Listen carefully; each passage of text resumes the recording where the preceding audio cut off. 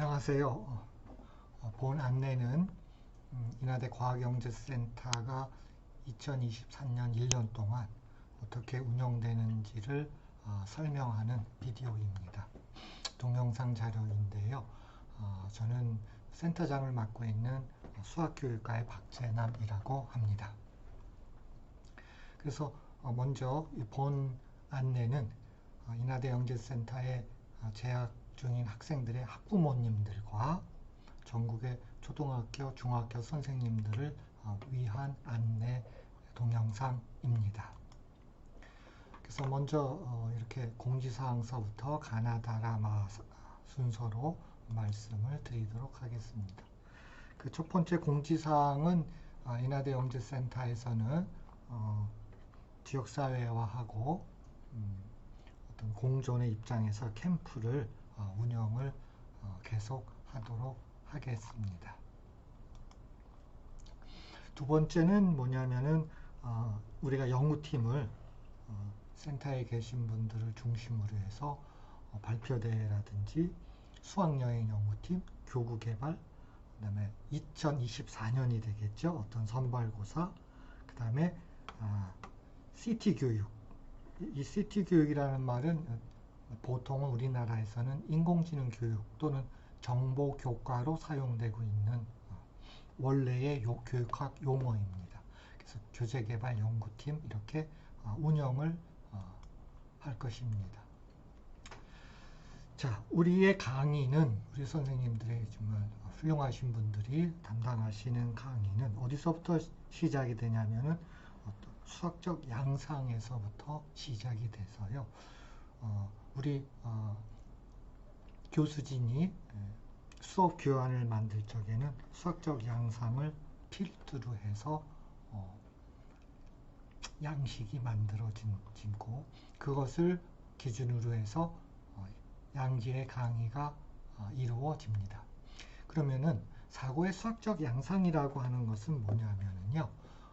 우리가 추구하는 수학 교육은 수학의 정의가 있고요. 그 다음에 이 정의를 실현하기 위한 사고의 양상이 나옵니다. 예를 들면은 미국 수학교육에서는 수학의 정의를 패턴과 순서의 과학으로 정의하고요. IB, 인터내셔널 바칼로레아에서는 구조, 순서, 그리고 관계의 학문으로 정의를 합니다. 물론 정보교과라고 그랬죠. CT 교육에서는 사고의 어떤 과정으로서 이야기를 합니다. 그러면서 이런 것들을 실현하기 위한 사고의 양상으로서 수학교육에서는 모델링, 옵티마이제이션, 심볼리즘, 추론, 로지컬 어널리시스, 그 다음에 추상화 이런 것을 도입하고요. 참고로 IB에서는 12 컨셉이라는 용어를 그냥 잠시 쓰는데 이건 하나의 빅 아이디어입니다. 이 친구들이 말하는 빅 아이디어예요. 그래서 이거를 실질적으로는 이 6개를 어떻게 보면은 12개로 좀 세분화하였다라고 보시면 될 것 같고요.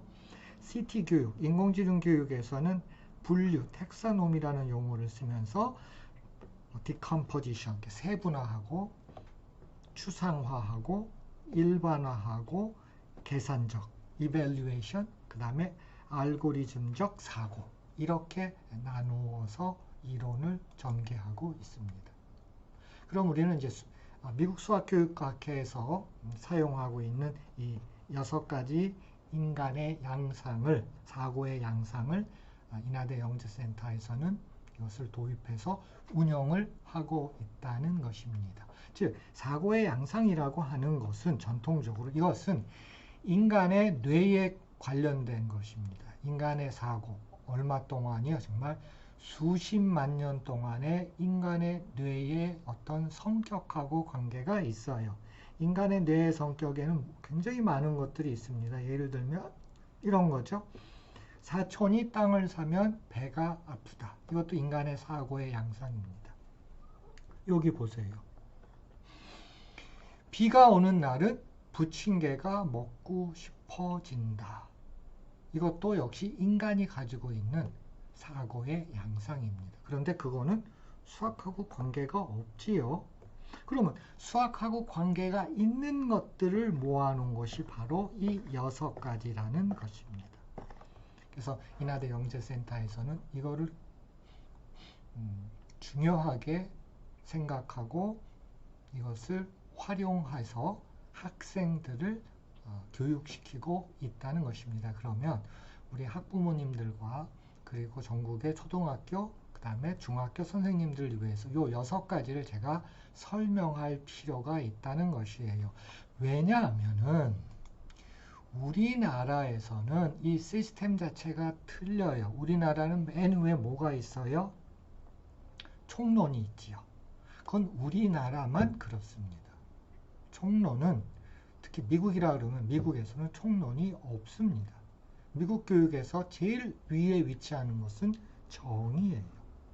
수학의 정의이지 수학의 어떤 교과부에서 지정한 총론이 아니라는 것입니다. 그러면 이 수학의 정의, 이것을 잘 가르치고 평가만 하면 되는 거예요. 그럼 이걸 잘 가르치기 위해서 뭘 도입한 거예요? 인간 수십만 년 동안에 발전된 우리 뇌를 보자는 것입니다. 즉, 인간은 어떻게 사고하는가, 그 사고하는 방식을 잘 관찰해서 알아서 그것대로 가르치면 되겠죠. 그게 이 6가지라는 겁니다. 당연히 사촌이 땅 사면 배가 아프다는 우리 수학 시간에 가르치는 게 절대 아니지요. 그렇죠? 그러면 이 6가지를 차곡차곡 제가 좀 설명을 우리 학부모님들, 그 다음에 전국의 초등학교, 중학교 선생님들한테 말씀드리겠습니다. 이것은 상당히 교육학적으로도 아주 중요한 것입니다. 왜 이렇게 외국에서는 특히 IB나 최소한 IB나 또는 인공지능 교육, 우리나라가 인공지능 교육이라고 잘못 사용하고 있는 말, 초등학교에서는 정보교과라고 그러고 CT 교육이라고 그랬죠. 컴퓨테이셔널. 자, 미국 수학교육. 첫 번째가 뭐예요? 순서는 중요하지 않습니다. 최적화라는 거예요. 모든 것을 최적화하려고 인간들은 사고한다는 거. 자, 제가 이걸 예를 들게요. 제가 저희 집에서, 저희 집이 이쪽이에요. 그리고 이쪽으로 올라가서 이쪽으로 가면은 제가 이제 우리 학교를 갑니다. 제가 인하대학교로요. 그러면 제가 많이 걸어요. 그럼 이게 원래는 이렇게 가가지고 이렇게 올라가가지고 이렇게 가야 돼요. 그런데 인간들은 수십만 년 동안에 해온 게 있어요. 최적화라는 겁니다. 절대 이렇게 돌아가지 않고 이런 식으로 최적화해서 간다는 것입니다. 바로 그거를 제대로 교육하자 그러는 거예요. 예를 들어 볼게요. 초등학교 교과의 상당 부분은 전부 다 이 최적화하고 관련이 됩니다. 예를 들어서 곱셈식 12 곱하기 10이란 무엇인가? 이건 정의가 뭐예요? 동일한 숫자를 상당히 많이 더한다는 것입니다. 그럼 우리 인간은 이렇게 상당히 많이 더하는 것을 만나게 되면 어떻게 사고가 반응을 해요? 횟수를 줄인다는 거예요. 그럼 덧셈의 횟수를 최대한 줄여보자라고 하는 본질적 생각을 하게 어디서요? 곱셈식에서 한다는 것입니다. 우리는 곱셈식을 어떻게 가르치면 되는 거예요? 그렇게 가르치면 된다는 거예요. 구구단은 뭐예요? 그건 암기입니다. 그건 연산이 아니죠. 암기예요. 자, 그러면 인간들은 이것을 어떻게 개발했나 볼게요. 인간한테 자 동일한 숫자 12에 대해서 1을 12 쓰고 계속해서 더해 나가. 24, 4, 48, 8, 96입니다. 여기 12가 없잖아요. 그럼 12를 결정을 해야 됩니다. 어떻게 해요? 12보다 작은 것 중에서 제일 큰 8이 먼저 결정됩니다. 그럼 빼면 4잖아요. 얘가 결정돼요. 그래서 12 곱하기 10이라고 하는 이 덧셈의 횟수가 많은 이것을 줄이는 최적의 방법은 뭐예요? 96 더하기 48을 하면 된다는 겁니다. 몇 번 했어요? 한 번, 두 번, 세 번, 이것까지 4번으로 횟수를 줄였다는 것입니다. 그럼 여기 84가 되잖아요. 이게 무슨 뜻이에요? 여기 있고 없고 없고죠. 있고 없고 이게 이진법이죠. 즉 이진법의 본질은 덧셈의 횟수를 어떻게 하면 줄일 수 있느냐 하는 것이고요. 이게 인간이 도입한 것은 청동기 시대입니다. 최소한 기원전 2000년 전에 고대 이집트인들은 이거를 도입한 거예요. 제가 12 곱하기 12를 갖고 온 이유도 바로 그대로 갖고 온 겁니다. 기원전 2000년 전에 실제 사용했던 그 숫자를 그대로 갖고 와서 소개를 하는 거예요. 그래서 이거를 곱셈식을 어떤 식으로 가르치겠다는 거예요? 수학의 양상, 옵티마이제이션 입장에서 가르치면 된다는 것입니다. 자, 여러분들 3분의 7이라고 하는 가분수를 대분수로 보통 바꾸려고 그러잖아요. 자, 이 알고리즘은 기원전 300년경에 나온 것입니다. 유클리드에 의해서. 그래서 보통 유클리디안 알고리즘이 불러요. 3과 7이 있다는 얘기는 가로 세로에서 3과 7에 해당되는 직사각형이 있다는 거예요. 이거를 정수인 숫자의 정사각형으로 나누는 겁니다. 그러면 제일 많은 게 몇 개 나와요? 21개가 나오죠. 21개가 제일 많아요. 그러면 수학적으로 접근하는 건 뭐예요? 정사각형의 숫자를 제일 작게 만들어 보자 하는 거예요. 그럼 어떻게 자르면 돼요? 큰 거로 하나 자르고 됐죠? 또 큰 거로 하나 또 자를 수 있죠? 그 다음에는 뭐예요? 조그만 거로 3개 자를 수 있죠. 그럼 전부 다 몇 개예요? 하나, 둘, 셋, 5개입니다. 5개보다 더 줄일 수 죄송합니다. 5개보다 더 줄일 수는 없지요. 그래서 제일 큰 거 2개, 작은 거 3개. 그래서 대분수는 어떻게 쓰는 거예요? 2와 3분의 1입니다.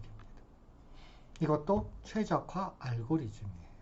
그 다음에 뭐 단위 분수에 관련되는 것들, 그런 거 정말 많은 것들이 옵티마이제이션 입장에서 구성이 되어 있다는 것입니다. 그럼 미국 수학 교육이나 IB 교육에서 이런 문제를 다루는 이유는 뭐 때문에 그런 거예요? 옵티마이제이션을 제대로 가르치겠다는 뜻인 거거든요. 물론 이 옵티마이제이션은 기하적 측면에서도 활용이 됩니다. 이건 중학교에서 나오는 거예요. 자, 우리가 바가지 안타라는 게 있습니다. 그럼 공이 빗 맞아 갖고 이렇게 날아가서 적당한 위치에 떨어져요. 그러면 이게 중견수, 이게 이제 이루수예요. 중견수, 좌익수가 막 달려와 가지고 그 앞에 콕 떨어져서 안타가 되지요. 그럼 문제를 이렇게 접근했어요. 제가 학생들 4명을 대상으로, 얘들아, 초등학생들이라고 생각하면 돼요. 공이 어디에 떨어지면은 바가지 안타가 될 가능성이 있겠니? 첫 번째 학생은 이렇게 와서 여기 떨어진다 그랬어요. 그럼 두 번째 학생만 할게요. 두 번째 학생도 이렇게 빗 맞아서 날라와서 여기 떨어진다고 했습니다.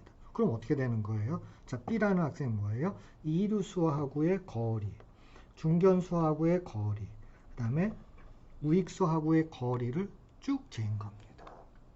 그러면 이렇게 데이터가 나오죠. 그럼 이 중에서 4명의 학생들이 점을, 위치를 잡았잖아요. 그럼 누가 바가지 안타가 될 가능성이 제일 높냐는 것입니다. 그럼 알고리즘적으로 보면 1단계, 각각에 대해서 제일 적은 숫자를 선택한다. 이거죠. 2단계, 이렇게 적은 숫자들 중에서 제일 큰 숫자를 갖고 있는 이 선수가 친 바가지가 빗맞은 공이 안타가 될 가능성이 높다는 것입니다. 이것도 지극히 알고리즘적인 접근이라는 것입니다. 그래서 산술과 기하에서 이제 그런 일이 벌어지는 거지요.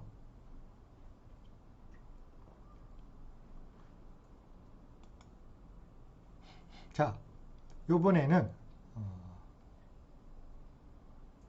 첫 번째, 잠깐만요. 여기에 이제 제가 여러분들한테 첫 번째가 이제 두 번째로 들어가겠습니다. 요번에는 로지컬 어널리시스라는 겁니다. 논리적 해석. 인간은 그런 논리적 해석적인 기능이 항상 있다는 거예요. 수십만 년에 걸쳐서. 이거겠죠. 여기 어떤 패턴이 있어요. 분명히 수학은 패턴과 순서의 사이언스라고 그랬죠. 자, 여기 패턴이 있습니다. 그럼 이거를 패턴을, 그러니까 그러니까 앞에 나타난 관찰된 현상이에요. 앞에 관찰된 현상으로부터 주된 원리를 한번 잡아내어 보자는 것입니다. 그럼 이런 거죠. 앞에 있는 요 경우의 수가 세 가지잖아요. 그게 여기에 들어가 있어서 그냥 하나, 둘, 셋 추가된 거죠. 그 다음에 그 앞에 있는 것은 여기에 있고 거기에 하나가 추가되어 있는 거예요. 그럼 전체의 경우의 수는 이거의 경우와 수와 이거의 경우 수를 합한 거죠. 이걸 식으로 쓰면 fn-1 플러스 fn 경우의 수라고 하는 것은 새로운 경우의 수가 된다는 것입니다. 자, 이와 같은 수업은 뭐예요? 우리는 논리적 해석에 관계되는 수업이라는 것입니다. 이 수업을 했다는 얘기는 뭐예요? 거꾸로 말하면 교사는 논리적 수업을 했다는 것입니다. 인하대 영재센터에서. 그리고 처음부터 교사는 나는 논리적 수업 형태의 교환을 만들어서 지도를 해야겠다라고 하는 것이 들어가는 것이죠. 이제 그와 같은 원리를 우리가 따지겠다는 것입니다. 이제 세 번째는 추상화라는 것입니다. 전부 다 6가지 중에 지금 이 추상화에 대해서 생각을 해보죠. 인간은 최소한 수십만 년 동안 진화하는 과정에서 추상화 과정을 거쳤다는 것입니다. 그래서 이거에 대한 아주 해박한 이론은 이제 플라톤이 갖고 있지요. 그래서 플라톤 시대에 지금 여러 가지 서로 다른 상황이 벌어져요. 접시라든지, 그쵸? 이거 도자기 만드는 거, 이거. 그 다음에 수레. 그 다음에 이거 물레방아. 게다가 이거 별자리. 분명히 서로 다른 현상이에요. 여기서 동일한 것을 잡아내자는 것입니다. 그렇죠? 동일한 성질. 그게 원이죠. 그러니까 우리가 원을 얘기한다는 얘기는 추상화를 얘기한다 그런 뜻입니다. 물론 플라톤은 이거를 뭐라고 그랬냐면 이데아라고 불렀습니다. 이데아라고 불렀어요. 자, 이와 같은 수업을 한다는 얘기는 뭐예요? 우리는 추상화 수업을 한다는 겁니다. 예를 들어보겠습니다. 자, 이게 제가 찍은 사진인데 제 앞에 많은 돌이 있어요. 그럼 서로 다른 돌들이 있다는 것입니다. 서로 다른 돌. 그 돌 중에서 이런 것들만 따져볼게요. 여기 아주 서로 다른 돌들이 있어요. 서로 다른 현상이 있습니다. 여기서 뭐예요? 공통된 뭔가를 잡아내자는 것입니다. 분명히 돌이 틀리는데 뭐가 공통된 게 있어요? 돌이죠. 돌이라고 하는 것도 분명히 공통적인 겁니다. 그렇죠? 이거는 수학적인 것은 아니죠. 그럼 여기서 수학적인 것은 뭐예요? 이거죠. 그렇죠? 꼭지점이라든지 면, 그 다음에 모서리 그런 거의 연산은 항상 뭐가 되는 거예요? 2가 숫자 2가 된다는 뜻입니다. 이걸 우리는 오일러 식이라고 부르죠. 그렇죠? 그럼 만약 이런 수업을 했다는 것은 뭐예요? 인하대 영재센터에서 한 선생님이 이런 수업을 초등학교 6학년에서 했다. 옛날에 이거 초등학교에서 지금도 많이 하고 했다는 얘기는 뭐예요? 어떤 수업을 한 거예요? 추상화 수업을 했다라는 것입니다. 거꾸로 얘기하면 나는 교사로서 추상화 수업을 해야겠다. 그러면서 이와 같은 교환을 만들어낼 수가 있다는 것입니다. 자, 그렇게 우리는 인하대에서는 접근을 합니다. 그 다음에 이제 모델링이라고 하는 겁니다. 인간은 이제 수십만 년 동안 해온 게 있어요.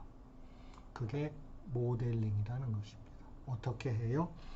실세계에 어떤 문제가 있습니다.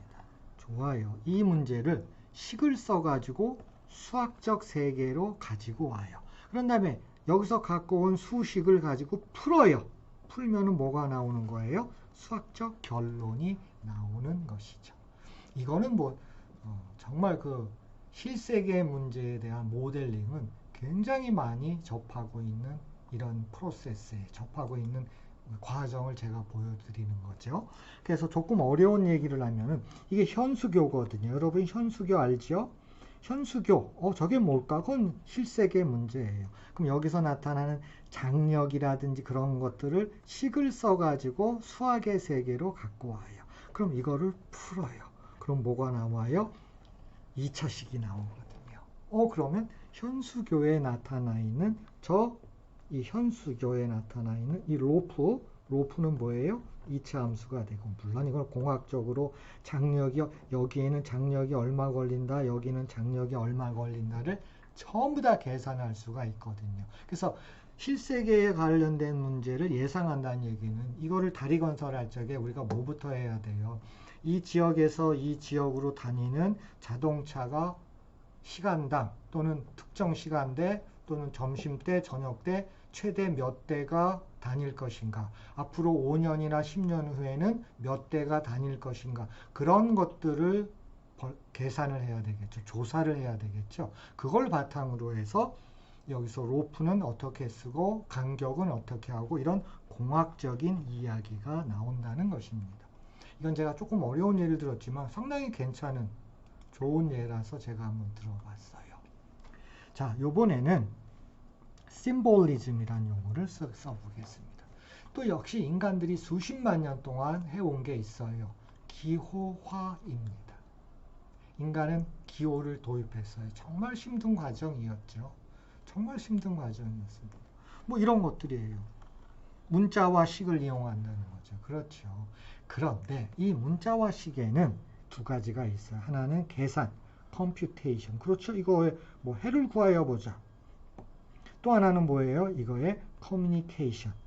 즉, communication은 이런 용어도 괜찮아요. 최근에 우리가 썼던 스토리텔링 같은 겁니다. 여기에는 계산과 스토리텔링이 동시에 들어가 있다는 것입니다. 그런 측면으로 우리는 이거를 접근하면 된다는 것입니다. 그래서 이 심볼리즘은 그래요. 역사적으로도 고찰해도 되거든요. 이게 정팔각형입니다. 피에르 폴랑의. 근데 정팔각형은 정말 고바빌로니아 시대, 기원전 2000년 때도 어마어마한 계산의 대상이 됐고요. 그럼 커뮤니케이션은 뭐겠어요? 커뮤니케이션은 정팔각형이 어떤 신화적 의미가 있는가라는 것입니다. 그게 이제 길가메시 서사시에서 나오는 이난나 여신, 이난나죠. 이난나라는 여신은 정팔각형을 의미해요. 그리고 사랑과 전쟁을 뜻합니다. 그 다음에 금성을 뜻하죠. 그런 것들이 바로 커뮤니케이션이라는 것입니다. 그래서 이제 자, 이번에는 한번 추론을 생각을 해보죠. 역시 이것도 인간들이 수십만 년 동안 어떻게 해왔는가에 대한 이야기죠. 그렇죠. 그래서 여기서 말하는 것은 어떤 데이터라든지, 그렇죠. 그 다음에 어떤 추론 같은 것 중에서 나온다 그러면은 내가 어떤 예측하는 거, 그런 거. 그 다음에 좀 불완전하고 정말 연속성이 없는 어떤 데이터들, 그런 데이터들, 그렇죠? 그래프들, 뭐 이런 것들을 가지고 뭔가 논리적 결론을 한번 생각해 낸다라는 것입니다. 그 다음에 제가 하나 이게 화면이 넘어가면서 이거를 안 한 것 같아요. 이 로지컬 어널리시스 같은 거, 이게 용량이 커서 그런데 상관없어요. 그래서 번호를 붙여놨으니까. 이 로지컬 어널리시스에 대한 것을 예를 들면 이것도 굉장히 좋은 예입니다. 제가 아까 로지컬 어널리시스를 여기서 예를 들었죠. 이것도 마찬가지고요. 이것도 굉장히 좋은 예예요. 자, 여러분들은 이제 영재센터에 다니는 학부모님들, 그 다음에 초등학교, 중학교 선생님들이잖아요. 여기 앞에 현상이 있어요. 여러분들이 어떤 관찰하고 있는 현상이 있습니다. 여기서 어떤 결론을 낼 수 있을까요? 저 같으면 이건 겨울이다. 이건 겨울이 춥다. 겨울이라고 하는 결론을 낼 수가 있는 것입니다. 이 현상은 겨울을 뜻한다. 영하 10도. 또 어떤 학생은 이거는 뭐라고 결론을 낼 수 있어요? 짝퉁이다. 짝퉁이다. 이거.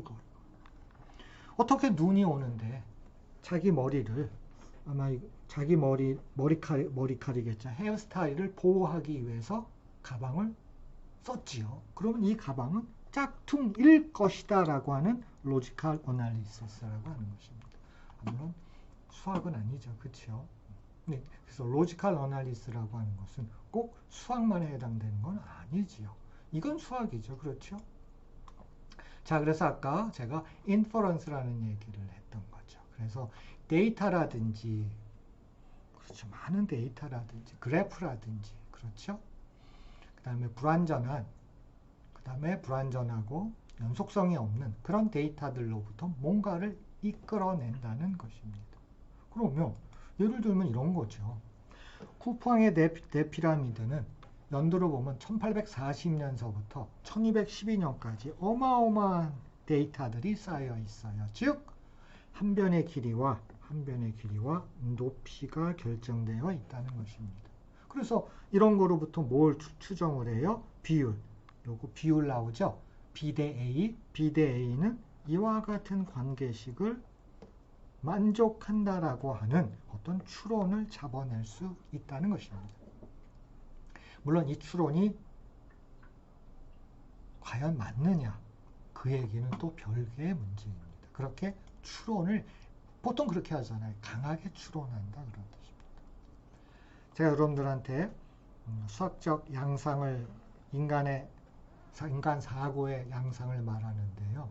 이런 것들은 꼭 수학에서만 이루어지지 않고 이런 그 건축, 디자인 교육에서도 이루어지고 있어요. 그게 수학만의 이야기는 아니라는 것입니다. 그래서 건축에서 수학적 양상을 어떻게 하고 있는가 그런 것들은 일어나고 있어요. 또 중요한 것은 또 콜라보도 중요하겠죠. 그렇죠? 그래서 이제 그 우리나라에서는 인공지능 교육이라는 용어가 나오는 게 우리 센터의 학부모님들한테 말씀드리고 전국의 초등학교, 중학교 선생님 이거였어요. Computational Thinking Education에서 시작이 됩니다. 이게 1900년대 초반 얘기죠. 물론 이제 수학자 괴델이 시작을 합니다. 수학자.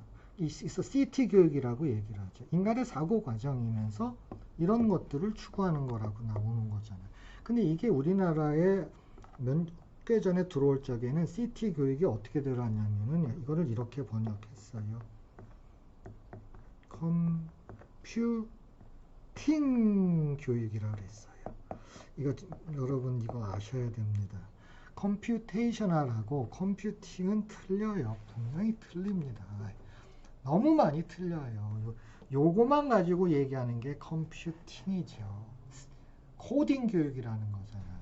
알고리즘 교육이거든요. 근데 이게 전체가 CT 교육이거든요. 그래서 우리나라는 이거를 컴퓨팅 교육으로 번역을 합니다.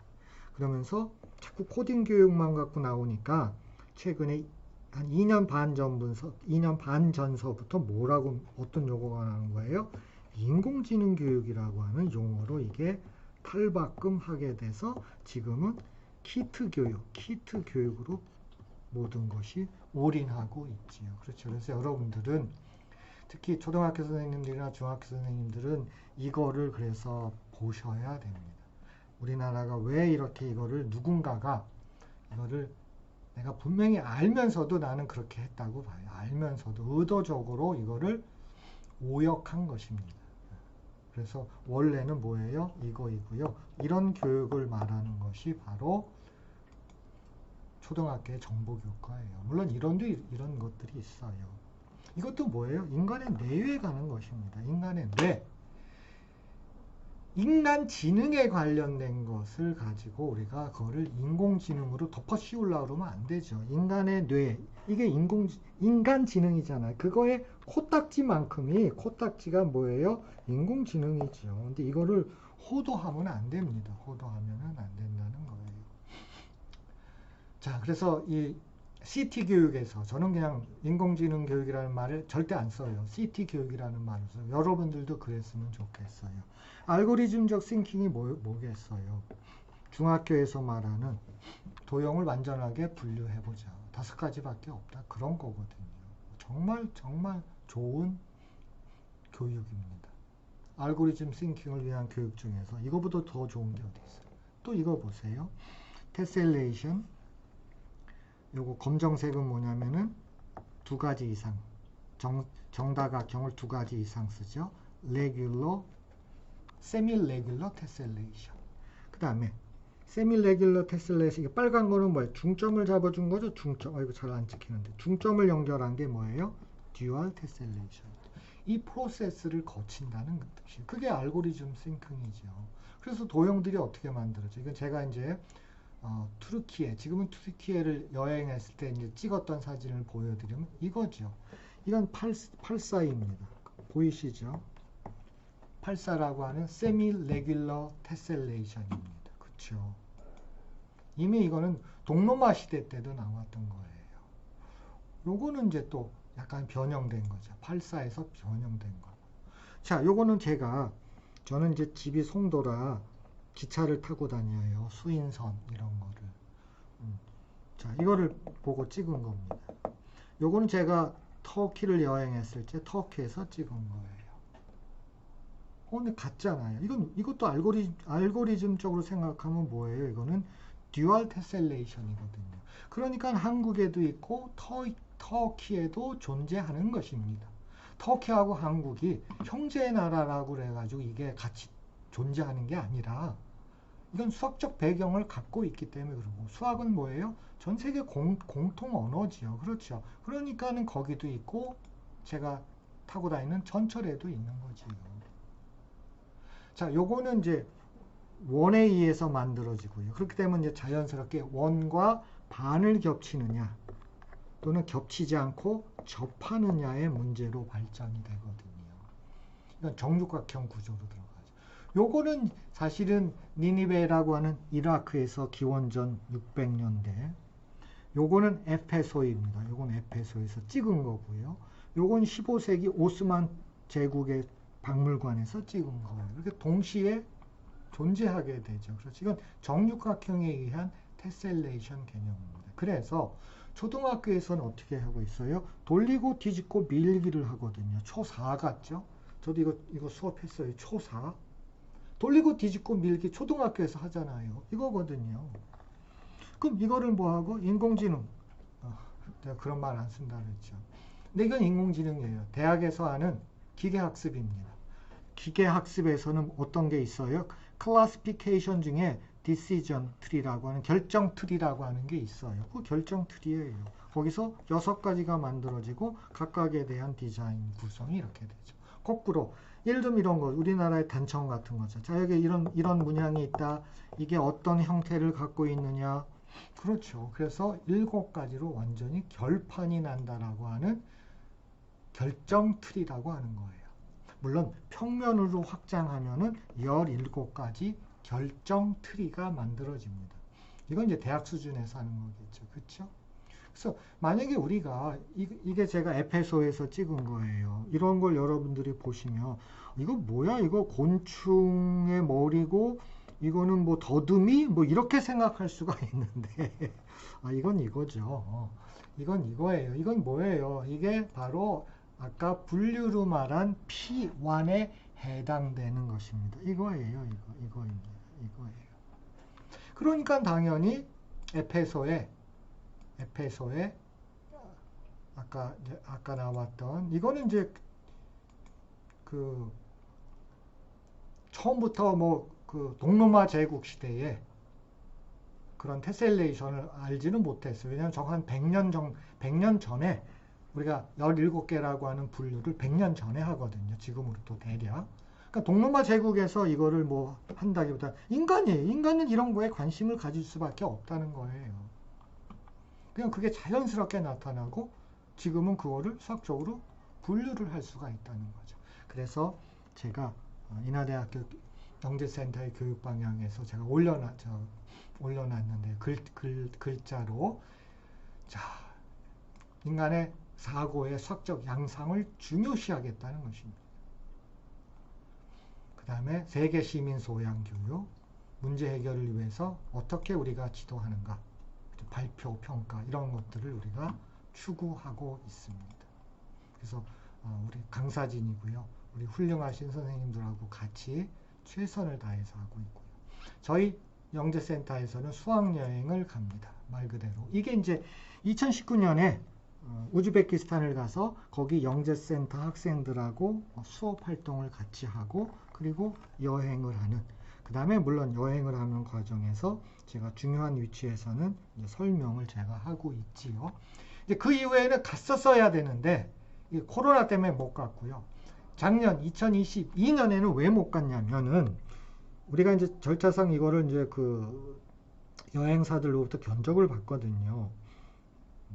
근데 거의 한 470만 원이 나온 거예요. 작년에는 학부모님들 잘 아실 거 어쩔 수가 없었어요. 그래서 올해는 무조건 갑니다. 그래서 올해는 이제 2월 중에 우리 학생들한테 홍보를 하고요. 그러니까 우리 학부모님들은 기억해 주세요. 저희는 입찰 공고를 공식적으로 인하대 홈피를 통해서 해야 됩니다. 그럼 뭐 그걸 알고 있는 여행사들이 들어와요. 입찰을 해요. 그럼 거기서 이제 우리가 결정을 합니다. 그런 다음에 이제 그 여행사하고 협의를 해가지고 수학여행을 시작을 하는데 저희는 이제 투르키예에 있는 영재센터하고 지금 알아보고 있어요. 그래서 그게 잘 이루어지면은 이게 안 될 수도 있지만 이루어지면은 이제 당연히 수업 활동을 같이 할 것입니다. 그래서 우리 센터의 선생님들은 저를 비롯해서 여행 이거 연구해야 되고요. 수학 체험전까지도 할 것입니다. 그래서 제가 6월까지 나온 거 보니까 1인당 200에 작년에는 얼마라 그랬어요? 470이라 그랬죠. 그래서 못 갔어요. 이건 너무 비싸죠. 올해는 충분히 2023년 갈 수 있습니다. 그래서 저희들이 지금 연구하고 있는 게 그거예요. 그냥 찔레찔레 영재센터 선생님들이 쫓아가지 않습니다. 보통 투르키예 여행은 이런 식으로 이루어져. 이쪽은 위험하다고 해서 안 가죠. 동쪽은. 자, 그래서 첫 번째는 저는 이제 여행 수학사라는 용어를 써요. 그래서 투르키예 여행 수학사. 정말 유명한 사람들 많아요. 여기 헤로도토스 여기입니다. 그 다음에 탈레스, 아폴레오니스, 이븐 큐라 이런 사람들 정말. 그 다음에 탈레스가 일식을 예측한 지역사부터 하고요. 이분들도 굉장히 유명한데 주로 이제 그 우즈베키스탄에서 활동하셨던 분들입니다. 1400년대에. 그래서 이분들에 대한 업적, 아폴로니우스 듣기만 해도 가슴이 설레죠. 탈레스도 마찬가지고요. 그래서 이걸 또 공부해서 저희가 여행을 하면서 학생과 학부모들한테 제공을 합니다. 그래서 투르키의 터키 여행 수학사라는 용어를 쓰는데 이제 탈레스가 터키 사람이라 그랬죠. 지금으로 말하면. 그래서 그의 업적을 상당히 정확하게 우리는 전달을 할 것입니다. 그래서 중요한 것은 탈레스의 업적을 누가 언제 했냐 이런 거거든요. 이 양반이 이때쯤 돌아가셨는데 이 양반이 돌아가시고 나서 거의 한 1000년 있다가 탈레스가 이러이러한 말을 했다고 하더라. 그거를 정확하게 우리는 전달을 할 것입니다. 그래서 탈레스 같은 것도 우리가 이제 추론 중에서 합리적인 거거든요. 그래서 보통 이렇게 직각삼각형 얘기가 나오지만 태양이 어떻게 이렇게만 그 기자 지역을 하겠어요. 당연히 이런 식이죠. 일반적으로. 이게 1년 365일 중에 4일, 이게 361일입니다. 그렇죠? 그래서 이와 같은 이게 그래서 일반적인 삼각형으로 이렇게 될 수밖에 없거든요. 그래서 그런 것까지도 포함해서 탈레스에 대해서 우리가 생각을 해볼 것입니다. 그래서 IB에서 그런 것들이 왜 그러냐면 IB에서는 학습자상을 얘기하거든요. 그래서 우리는 그런 것들을 그 친구들은 뭐 비판적으로 평가한다 그러는데 우리도 비판적으로 평가를 해야 되겠죠. 그리스라든지 이때 것들이 항상 좋다고 하는 것만은 아니죠. 그 다음에 우리가 그냥 수학여행을 할 적에 그냥 가지 않고요. 체험전을 합니다. 그래서 우리는 뭐라고 그랬냐면은 미들 이스트 수학체험전이라고 불렀어요. 중동 수학체험전. 그래서 우리가 이제 방향은 뭐냐면 중동하고 우리나라하고 어떤 공통적인 그런 교구를 개발을 해서 거기 가서 투르키 학생하고 우리나라 학생들하고 같이 교구 활동을 하고 필요하다면은 그 지역에 있는 사람들도 불러서 같이 할 수 있겠죠. 그래서 지도를 보면 제가 수사, 이스파한, 카라칸, 우루, 바그다드, 그 다음에 이스탄불, 그 다음에 에페소스, 기자 이 지역에 관계되는 것들을 이제 저희가 이제 개발을 했습니다. 개발을 해가지고 이런 것들을 가지고 이건 분명히 우리나라하고 그쪽 지역하고 관계가 되는 그런 교구들이에요. 물론 이것은 향후 더 개발하겠지만 우리나라에서 아주 많이 활용되고 있는 것들도 몇 가지 가지고 갈 것입니다. 그래서 뭐 책도 만들어야 돼요. 그래서 이제 저희가 이제 뭐 어떤 안내서를 만들 적에 일단 저희 영재센터 선생님들이 영어로 만들려고 그래요. 그 이유는 이거를 투르키에다가 보내서 투르키에 선생님들이 영어를 보고 거기 터키어로 투르키어로 이거를 그분들이 번역을 하는 거죠. 그러면은 앞부분은 영어로 되어 있고 뒤에 부분은 터키어로 되어 있어서 우리가 그거를 잘 활용할 수 있다는 것입니다. 그래서 제가 여러 가지를 이미 개발을 했어요. 상당히 의미 있는 것들을 중심으로 7가지를 개발을 했고요. 이거는 이게 좀 비용이 많이 들어요. 이거 만드는데 제가 70만 원을 드렸는데 센터에서요, 공식적으로. 그래서 약간의 비용이 들 수도 있지만 저희가 이런 것들을 다양하게 가지고 가서 학생들한테 질문을 할 것입니다. 그렇죠? 이건 제가 부산에서 찍은 거고 이건 에페소스에서 제가 찍은 건데 왜 동일한 디자인이 존재하냐는 것입니다. 거기에는 뭐예요? 우연이 아니죠. 여기에는 지극히 깊은 수학적 관찰이 들어가 있다는 겁니다. 수학적 내용, 깊이가 있는. 그러니까는 그 멀리 떨어진 나라에서도 수학은 공통어라 그랬죠. 전 세계.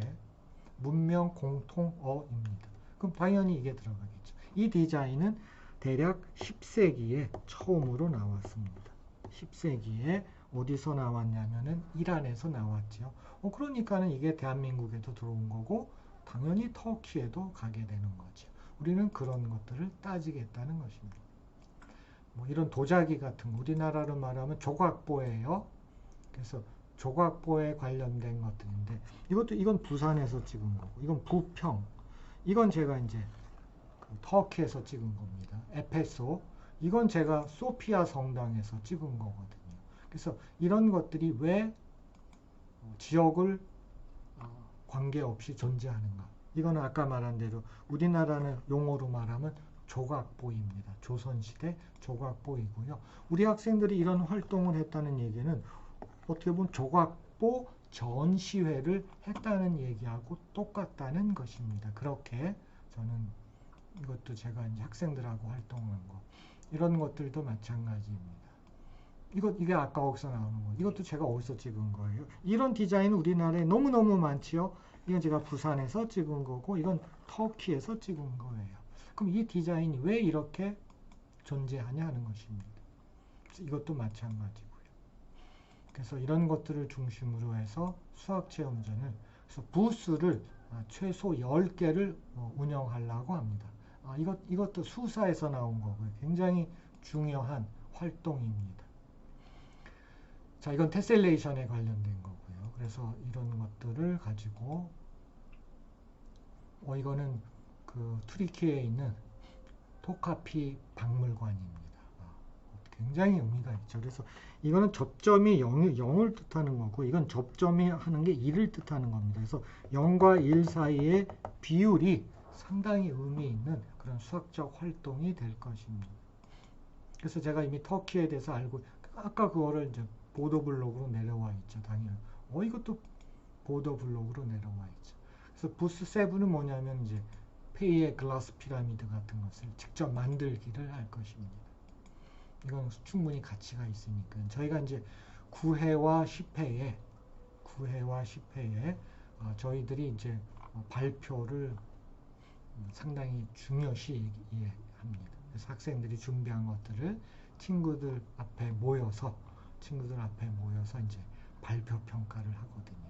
그래서 굉장히 중요한 거죠. 그래서 그거를 저희들이 잘 발전시켜서 할 것입니다. 그래서 우리가 수업 중에는 이제 9회, 10회 발표 평가를 하기 전에 이렇게 자료들을 다양한 자료를 줍니다. 물론 배운 거 위주로 해서 그래서 여기서 학생들이 선택을 해서 종합적으로 자신들이 이제 필요한 발표를 하는 거죠. 그래서 그런 것들까지도 우리는 수학 교과에서 하고 있습니다. 그래서 오늘은 제가 이제 동영상을 통해서 인하대 영재센터에서는 우리 교수진들이 15분이 계신데요. 그분들이 어떤 식으로 2023년을 준비해서 여러분들의 학생을 잘 지도하는지 그 내용을 설명드렸습니다. 경청해 주셔서 감사합니다.